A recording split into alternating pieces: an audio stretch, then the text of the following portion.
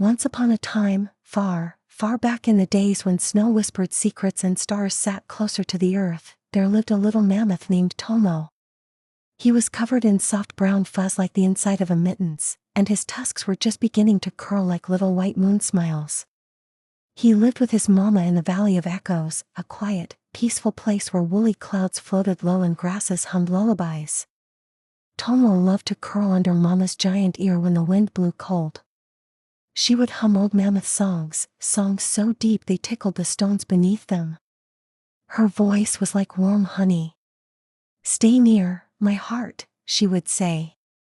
"The world is wide, but love always finds its way." But one morning, Tomo woke up alone.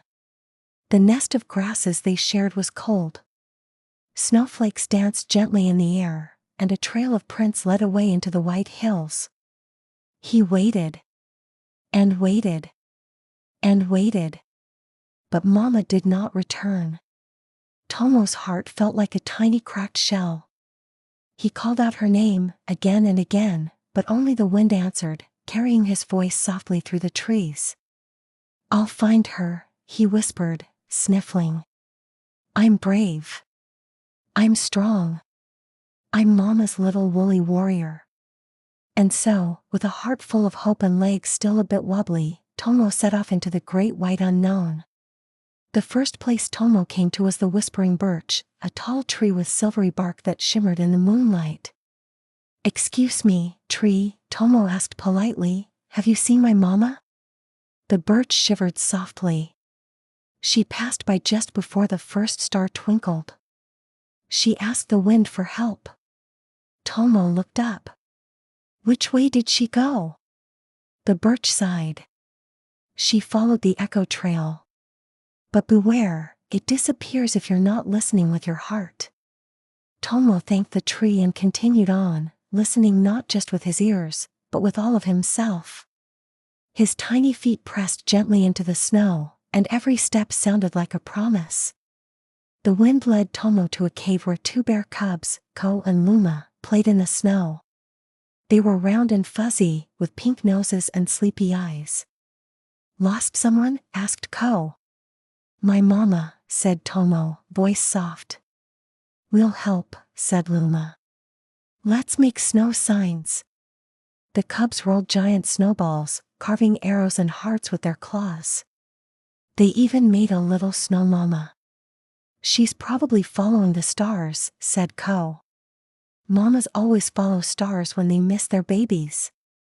That night, they all curled in a cuddle pile. Tomo dreamed of Mama's warm trunk and the way she used to wrap it gently around him during storms. Tomo journeyed to the murmuring mountain, where rocks shifted and hummed with deep voices. "Why do you murmur?" Tomo asked. The mountain rumbled, "We carry memories. Your mama's memory echoes here." Tomo laid his ear to the stones and heard her laugh, distant but clear. It filled his little chest with glowing warmth. "Can you tell me where she went?" The mountain trembled. "She walked the path of light. It only appears when you do something kind."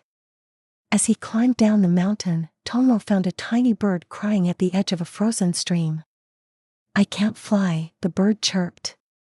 "And I'm cold." Tomo wrapped the bird in his fluff and carried her on his back. That night, a ribbon of glowing light appeared in the snow, the path of light. His kindness had revealed it. "You're magical," the bird whispered before flying off at sunrise. The path led to a glade where a fox with a lantern in her tail waited. "I guide the ones who search," she said. "Then help me find my mama." The lantern fox bowed. "Only if you promise to light the way for someone else someday." "I promise," Tomo whispered. They walked for many nights. Fox's tail glowed brighter with every kind thing Tomo did, sharing berries, comforting a scared squirrel, building a nest for a sleepy hedgehog. "You shine too now," Fox said one morning. "Not all lights are lanterns." They reached a frozen lake that sparkled like stars. In the center rose a glowing bridge of light, made of ice, wind, and hope. She crossed here, said the fox. But you must cross alone now.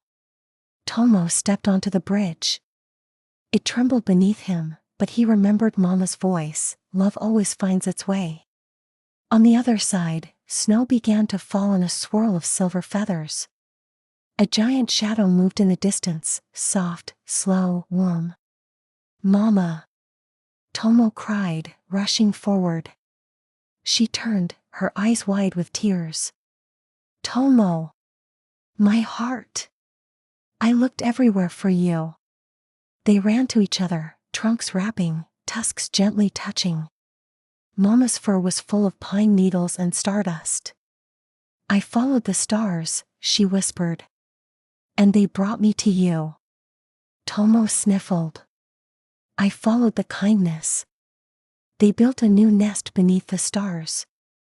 The fox visited sometimes, and so did Ko and Luma. The mountain still murmured their names, and the whispering birch sang lullabies.